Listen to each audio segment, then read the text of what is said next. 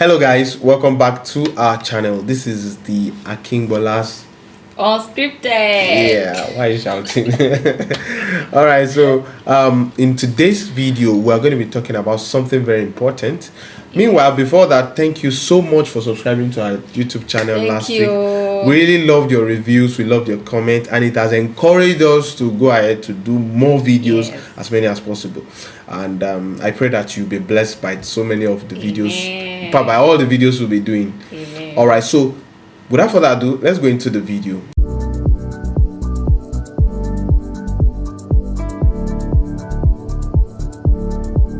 So today's topic, we're going to be talking about social media and the family life. Social media and the family life. So there are many things to consider when talking about social media. So I'll leave it to my humble wife to start the topic for us today. All right. They said I'm humble. All right.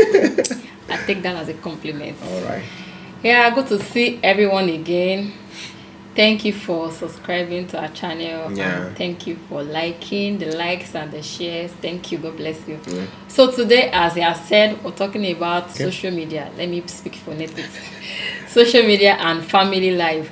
So we want to look at the connection between social media and family life and how social media affects family relationship or family interaction. Has it been positive? Does it have negative impact? So we're going to look at two sides. All right, so here's my own perspective about social media. I am 100%. The other time I was saying 99%, but I come to think of it, I think I'm 100% a social media person. I make a living on social media. I spend most of my time on social media: Facebook, Instagram, Twitter, different social media handles and everything. So it means that there's a possibility of something like this affecting the family. So before now, like years back, I don't think there was anything like social media manager. Okay, yes. There's nothing like social media manager. There's nothing like content creator as such. You know, new roles have come into place. So that means that our old generation, like my parents, I don't think they will have issues with social media. In fact, they will not even have a topic to this to talk about. So I think that's their generation. But right now, I think social media has had its own toll on every family. You know, most times, I know my wife is here anyway. Most times, if we are eating, she wants me to always drop my phone one side and all. But you know, sometimes the excuse I give, which I still think is genuine, is that I am always working, right? So you know, I'm coming to that. So the point is just that social media, depending on your perspective or depending on what you use it for, can affect the family. You understand? It takes up time. You know, you can be so distracted. Yes, I work on social media, but sometimes you just see one funny videos. You see funny videos of all these funny comedians, and by the time you watch 1 minute, you're already trying to go for the next minute. Especially when you're looking at American God's Talent, and you see one very funny act, and you just want to finish that act and watch the second one, and then you're already carried away with what you are supposed to do. So social media has had its impact on every family. So for me personally, I think it has affected me to a very reasonable extent. Let me give the mic to my wife. Okay, thank you. So I'll just highlight some of the things that I have noticed personally. And I think that social media has its good aspects, in the sense that it's a good way to connect with your family and friends, especially if they are far away. You know, maybe you and your husband, or you and your spouse, you are living in different. You are living in different parts of the country or part of the world, and even while dating, it's a good way to just keep in touch and just keep the communication line open at all times. But now, that's one good aspect of social media. It's a tool for connection, especially when your friends or your family members are far away. And also it also gives opportunity, for you to see life in a broader perspective. You get to see, if you have to sit in a library to learn those things, to take you, some period of time or even years but it's just at the snap of a finger. You just go on Facebook, on Instagram, you get to see so many things. So, and I think that's a good one, because it kind of promotes cultural understanding. Yeah. You get to know about other people. You get to connect with other people. And the fact that you can also connect with so many people without leaving your room. Yeah. So you can have meetings. You can. If I just like the video we're making now, yes, we don't know which country someone is. We don't even know who we're yeah. talking to. We don't know where this video we get to. Yes. So it's a very good tool to connect with people that you not even met before. There are so many good relationships that have come out of social media. Yes, some people even get some people married, have they have met their spouse or yes, their partner that's true. via social media. But I didn't meet you through social media. As God will have it. So having said that, then also let me highlight some of the negative impacts of social media. So I noticed that especially for couples or even in the family setting, this social media tends to isolate people from other members of the family. You know, last week we talked about privacy. You know, sometimes you just want to have the time for yourself. You just pick your phone and you seclude yourself from other people. Yeah. And I noticed that this thing it kind of reduces interaction among family members.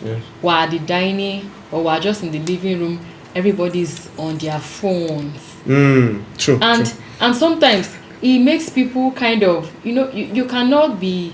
It makes people less empathetic. True. You cannot really show empathy when people are talking. There are things people are not saying. Yes. You cannot read their body language. Yes. You cannot read the emotion. You cannot read the body signs. Yes. What they are not trying to say. You understand? So and I notice that people who are so much attached to social media, they cannot have real life conversations. True. They cannot engage in critical thinking. Yes. Because there are times that they just ask you a question, and when the person now talks, the person talks off points, and you are like, how can this person just reason like this? And the kind of shallow mindedness that come with the way people respond to issues, because they are just out of touch with reality. They are so much glued with their online friends, online events, and all of that. There are times that my husband said he's a social media person because his work is a digital marketer, so he has to be online all the time. And sometimes it gets me worried because I don't even know when he's not online.